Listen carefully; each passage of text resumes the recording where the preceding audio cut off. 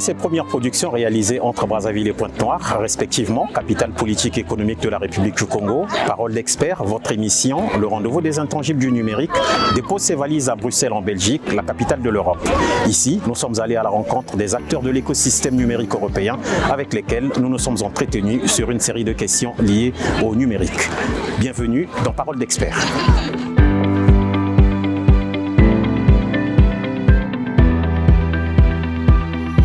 Aujourd'hui, les startups peinent à trouver et à décrocher les financements pour leur stratégie commerciale et leur recherche et développement. Les instituts de sondage établissent la non-satisfaction de la demande au financement des startups par les banques et le pouvoir public. Face à ces difficultés d'accès au financement, les business angels constituent les seules alternatives, évidemment pour les levées de fonds, pour le développement des startups. La question qui se pose aujourd'hui est que pourquoi les banques et le pouvoir public ne financent pas assez les startups? L'émission Parole d'expert que nous allons suivre essaiera de répondre à toutes nos interrogations, nous donner peut-être des pistes de sortie pour le financement des startups en termes de leur introduction en bourse, en termes de leur valorisation, ainsi que éventuellement de leur structuration.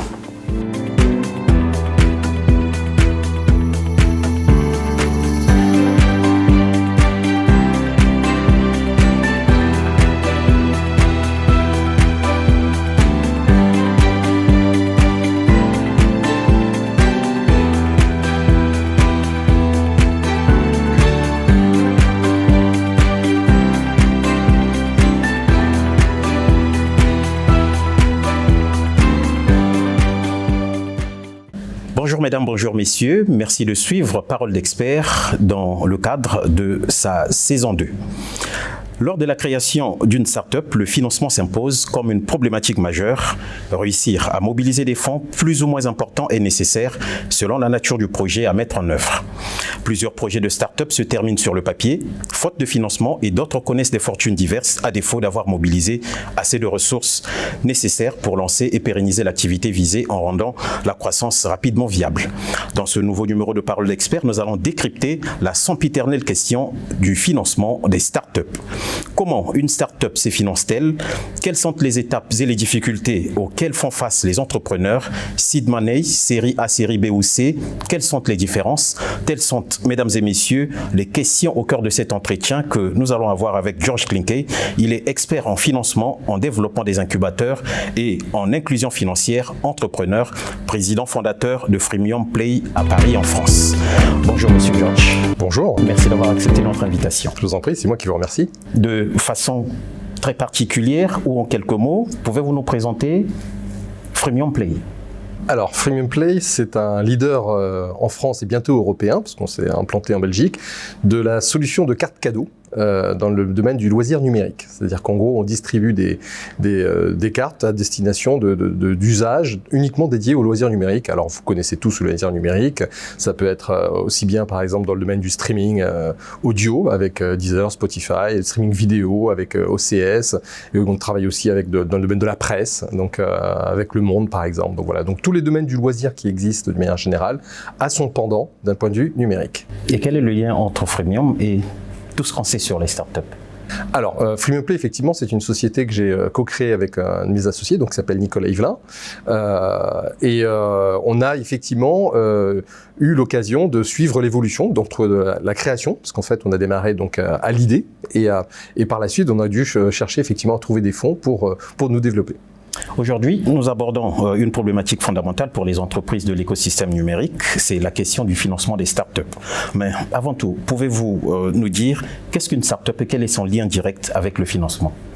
Alors, le principe d'une startup, c'est une société qui n'existait pas, généralement une idée souvent nouvelle, et bien, l'idée, effectivement, il faut la développer.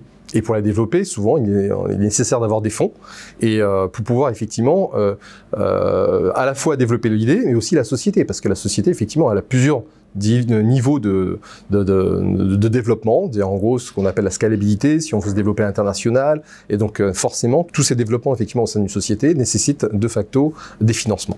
Il y a deux manières de financer une entreprise, la dette et le capital, à laquelle une start-up est-elle éligible ? Aux deux. Alors, c'est vrai que c'est beaucoup plus difficile d'être éligible à de la dette. Souvent, on privilégie le capital parce que c'est, on va dire, plus accessible.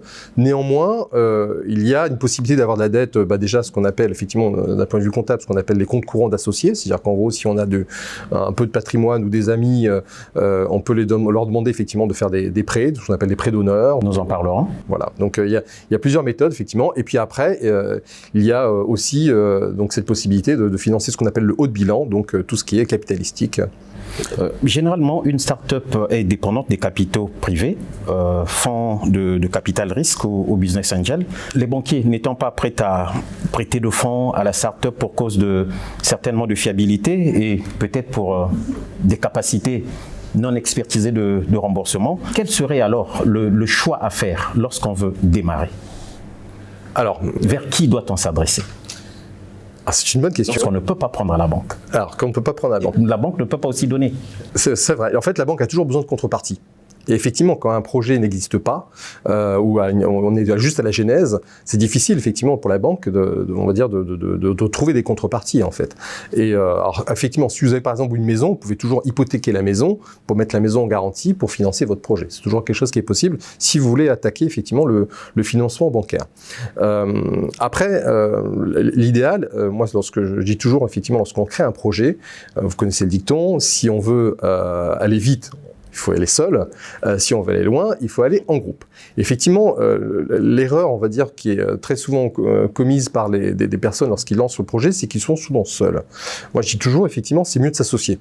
Parce que on a plusieurs idées, on a ce qu'on appelle un écosystème, parce qu'effectivement, chacun on a notre propre écosystème, on a nos propres amis, mais effectivement, si on a des associés, c'est beaucoup plus facile, on peut déployer à la fois nos idées et aussi des sources de financement. C'est-à-dire qu'en gros, une façon effectivement d'avoir plus de financement, c'est d'avoir plusieurs associés et chacun peut mettre au pot aussi bien effectivement de ce qu'on appelle du capital, mais aussi de l'expérience et ce qu'on appelle aussi un apport d'industrie. Donc c'est toujours important d'être à plusieurs pour lancer un projet qui permettra effectivement de faciliter et d'avoir des fonds en fait, tout simplement.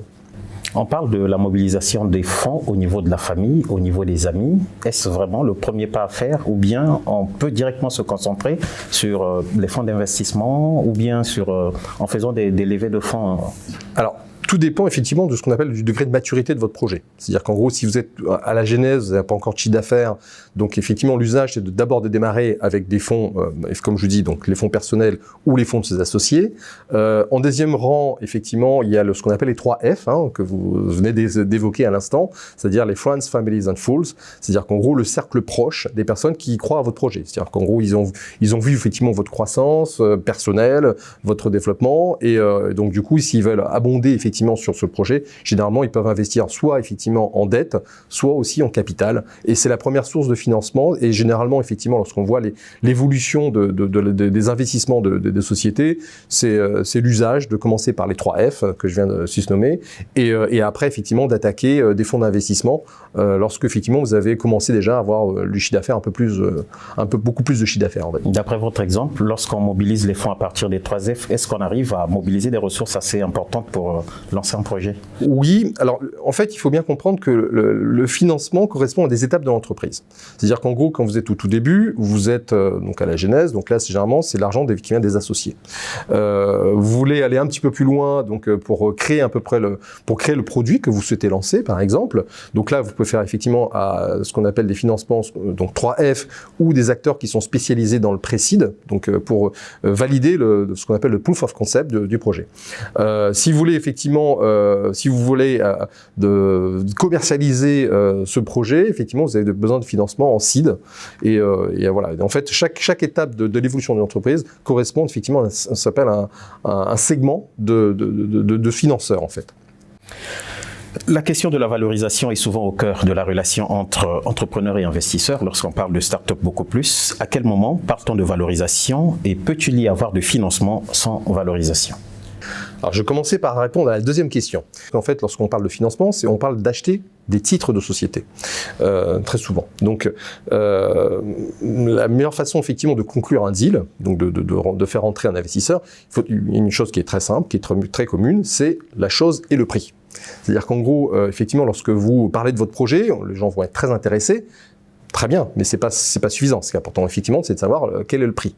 Donc, c'est important, effectivement, de savoir à quel prix on rentre et comment on valorise la société. Donc, la méthode de valorisation est très importante, effectivement, pour savoir, effectivement, comment je vends le projet et comment je rends, effectivement, ce projet intéressant auprès d'autres investisseurs. La valorisation dépend-elle de la qualité du projet qu'on propose ou bien du projet dans l'ensemble, en évaluant autant sa mise en œuvre que le coût et les risques autour? J'ai envie de dire tout. Tout simplement. En fait, la valorisation d'un projet, elle dépend bien sûr du projet, beaucoup de l'équipe. Comme je vous l'ai dit, effectivement, si vous êtes tout seul, c'est assez difficile à convaincre. Si vous êtes à plusieurs, c'est beaucoup plus facile de convaincre. Et enfin, en fait, c'est comme en bourse. En fait, la valorisation, elle ne tient pas compte de la société, on va dire à l'instant T. Elle tient compte effectivement de la société avec une évolution dans le temps. Et souvent, effectivement, lorsque on passe devant des investisseurs et on essaie de valoriser effectivement notre société, ils nous demandent systématiquement ce qu'on appelle un business plan. Et le business plan, c'est clé. Le business plan, c'est effectivement l'évolution de la vie de l'entreprise, d'un point de vue bien sûr comptable. Donc l'évolution dans le temps, effectivement, comment va se comporter l'entreprise en termes de chiffre d'affaires et aussi de rentabilité et de trésorerie. Donc pour valoriser une entreprise, c'est l'ensemble, c'est l'idée, le principe, le marketing de l'offre, comment je le présente, comment je le vends, l'équipe. Et j'ai envie de dire, c'est presque comme dans l'immobilier, vous savez, l'immobilier pour investir, c'est l'endroit. L'investissement, effectivement, c'est souvent l'équipe. C'est important, effectivement, d'avoir une équipe qui soit assez forte, qui sache, effectivement, gérer les coups durs, gérer ce qu'on appelle des pivots, parce que l'entreprise, c'est pas un long fleuve tranquille, hein. On évolue, effectivement, avec des environnements qui sont complexes dans le temps, en fonction de l'actualité. Et surtout le business plan, c'est-à-dire qu'en gros, qu'est-ce qu'on va délivrer?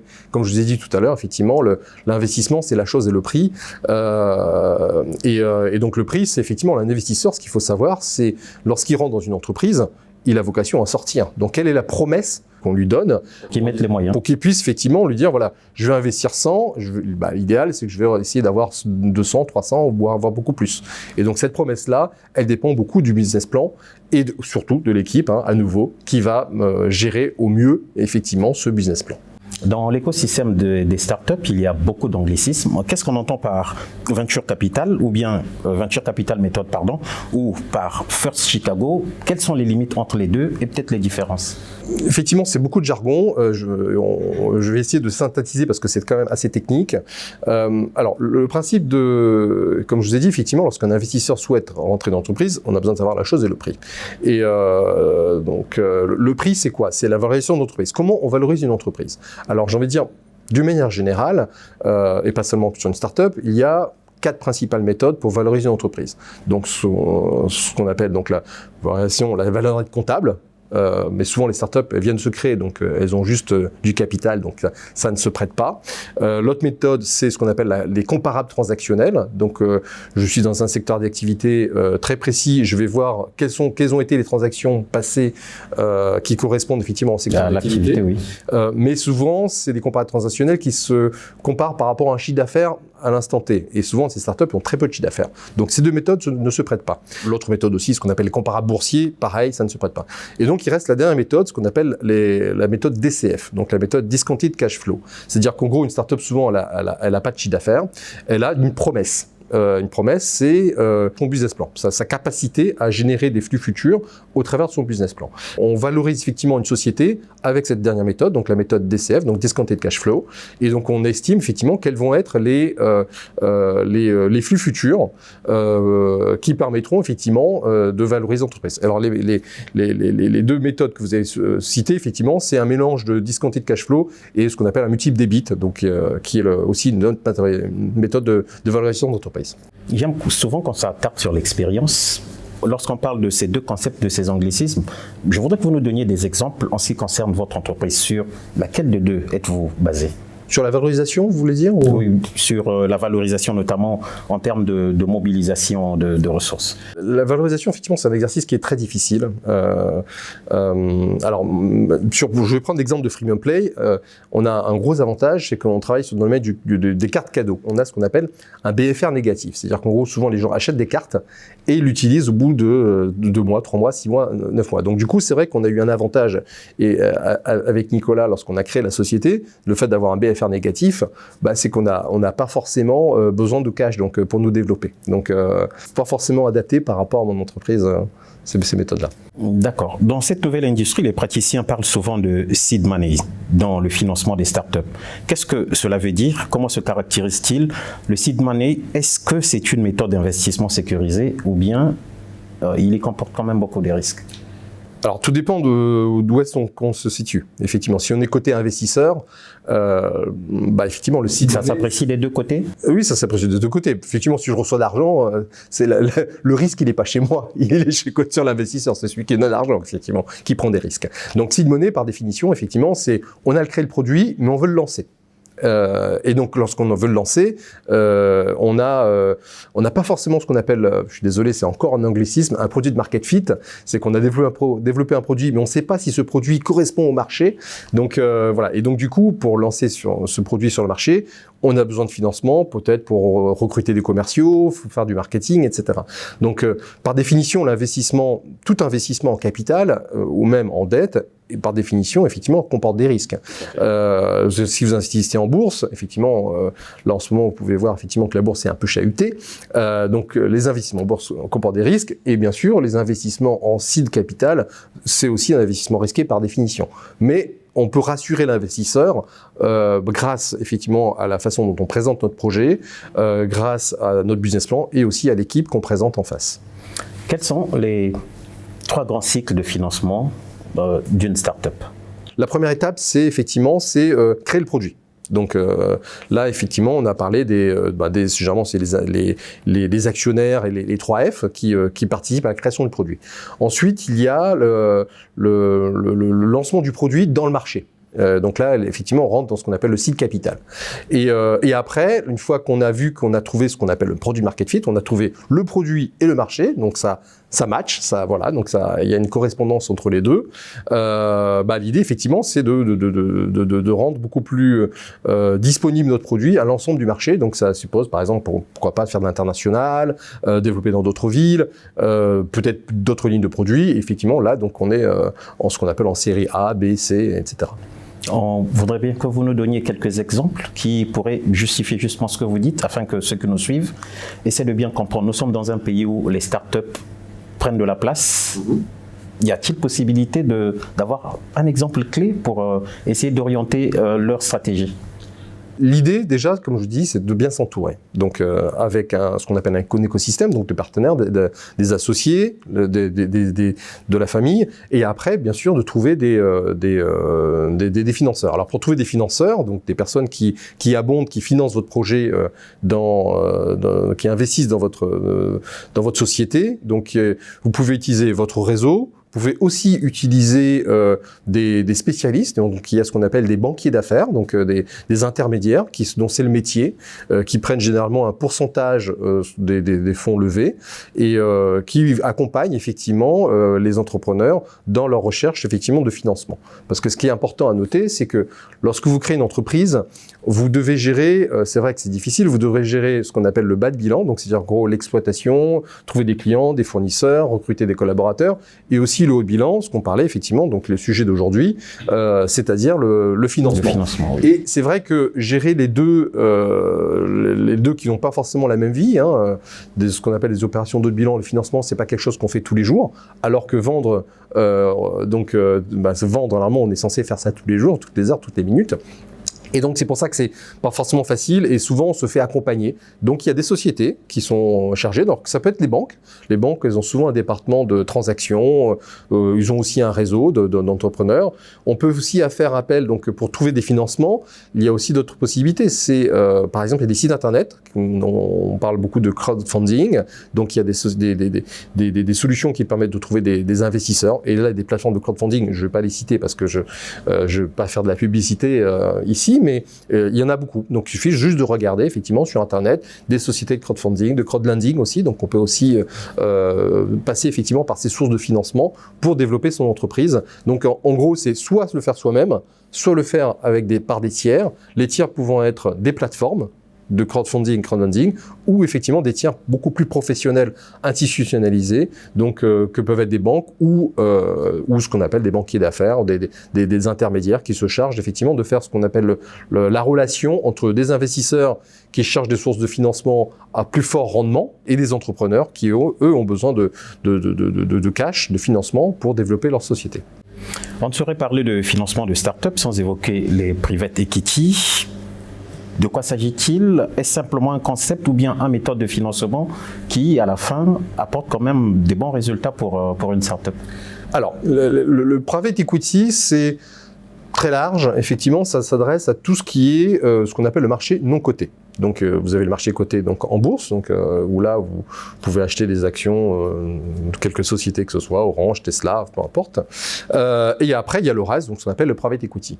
Le private equity, c'est comme la bourse, c'est-à-dire qu'en gros, il y a vraiment de tout. Il y a des sociétés donc des investisseurs qui investissent en direct. Donc dans votre société, donc ce que vous faites faire effectivement lorsque vous faites une levée, vous cherchez effectivement à attaquer directement des investisseurs. Et après, il y a ce qu'on appelle des fonds de private equity. Les fonds de private equity, c'est des fonds. Lorsque vous êtes donc vous cherchez effectivement à augmenter le pourcentage d'investissement le pourcentage de rendement des investissements que vous faites appel à des spécialistes, donc des fonds, donc qui elles créent ce qu'on appelle une poche. Et avec cette poche-là, ils investissent ensuite dans d'autres sociétés en fait. Donc c'est en indirect, on va dire.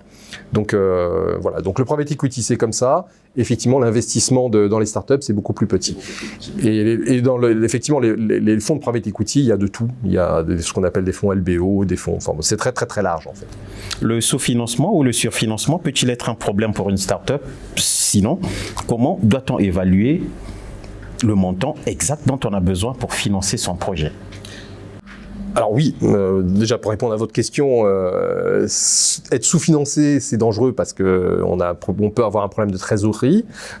Surfinancé, c'est-à-dire qu'en gros, on s'est dilué en capital. Donc c'est important effectivement de viser au plus juste nos besoins de financement en fonction de l'étape de l'entreprise. Cela se fait-il sur la base des indicateurs prédéfinis? Oui, tout à fait. C'est-à-dire que en gros, comme je vous ai dit, effectivement, lorsque vous lancez un projet, c'est important d'avoir ce qu'on appelle un business plan.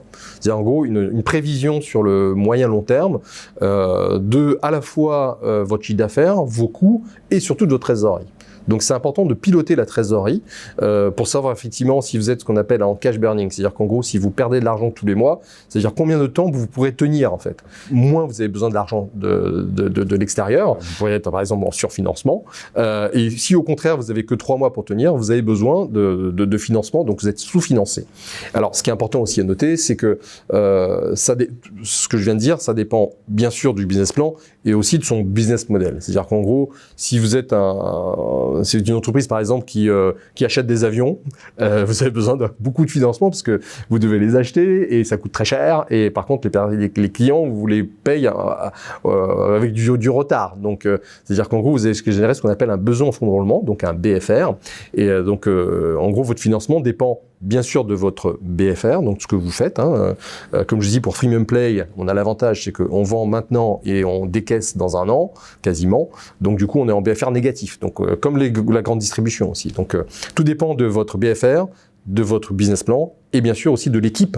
L'équipe est essentielle, qui va manager, qui va gérer effectivement la bonne trajectoire de l'entreprise et gérer au mieux la trésorerie pour savoir si je dois faire appel à des financements extérieurs ou pas.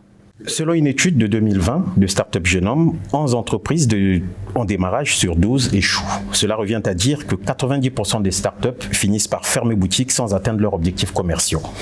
Quelles en sont les causes? Sinon, n'est-ce pas par défaut de n'avoir pas mobilisé assez de ressources nécessaires pour lancer et pérenniser l'activité visée en rendant sa croissance rapidement viable? Qu'est-ce qui peut justifier cela, que 99% des startups échouent?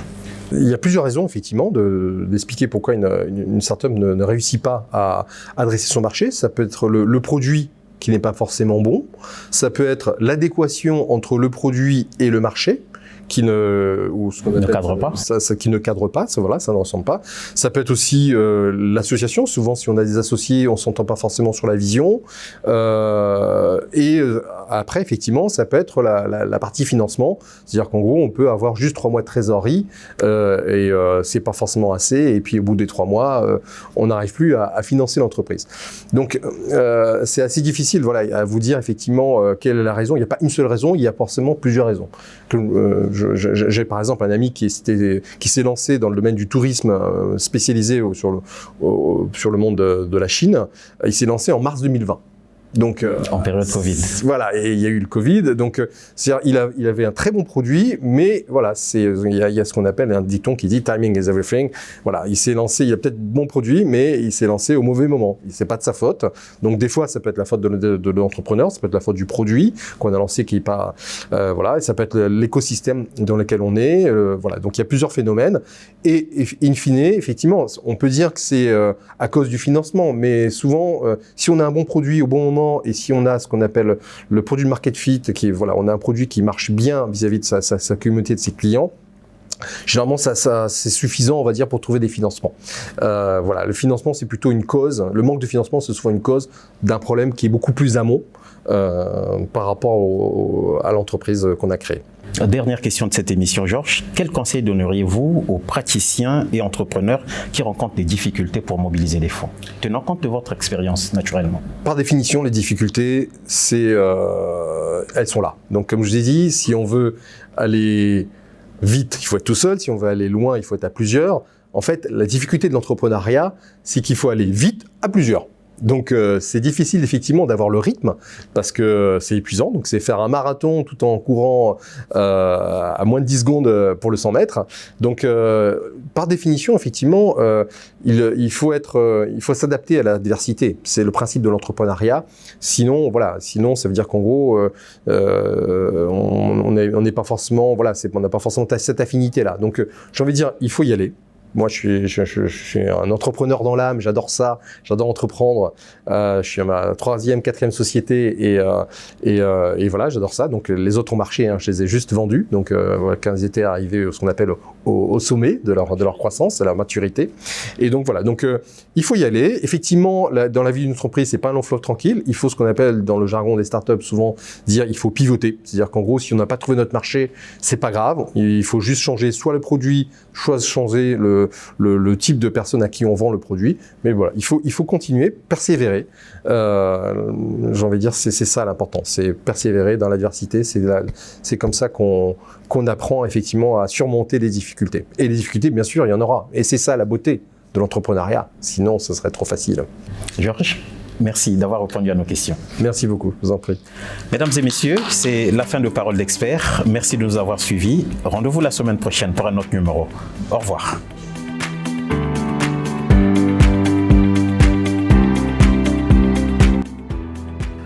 Retrouvez cette émission en ligne en vous abonnant sur la chaîne YouTube de Parole d'Expert.